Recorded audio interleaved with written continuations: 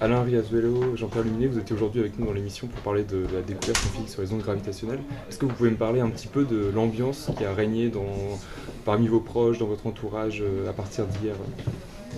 Une ambiance un peu particulière parce que d'abord dans le cadre de la mission Planck dont je côtoie beaucoup de confrères, les gens étaient très curieux de savoir ce qu'une manip concurrente allait voir. Est-ce qu'eux allaient pouvoir dire quelque chose sur ces résultats? Est-ce qu'ils étaient déçus d'être doublés ou au contraire excités d'avoir une indication qu'eux aussi pourraient faire plus et mieux?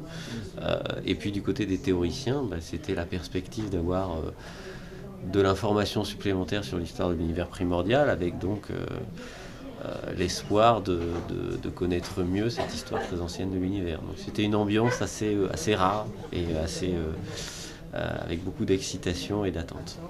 Jean-Pierre Luminet. Oui, pour moi qui suis moins directement impliqué que Alain dans ses travaux sur l'analyse du rayonnement fossile, j'ai tout de même noté une extraordinaire excitation, sans doute un petit peu exagérée, comme quand on veut annoncer des scoops de très très grandes découvertes. Bon, ça s'est traduit par de nombreux appels téléphoniques et de demandes de journalistes, bien entendu, pour commenter tout cela.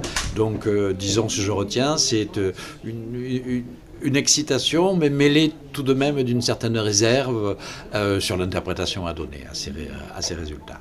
On imagine que ça n'a pas été complètement une surprise. Est-ce que c'était très attendu? Est-ce qu'au niveau du timing, on s'attendait à avoir cette annonce maintenant?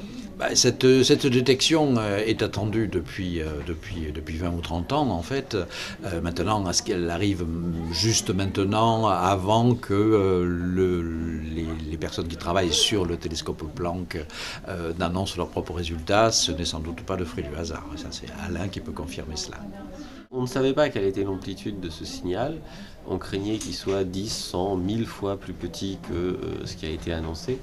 Donc on ne peut pas dire que le détecter a été une surprise parce qu'on s'attendait à ce que le signal existe, mais ça a été une bonne surprise qui soit finalement peut-être relativement facile à détecter. Et donc ça, parfois la nature est douce avec le pauvre physicien et il semble que ça a été le cas cette fois-ci.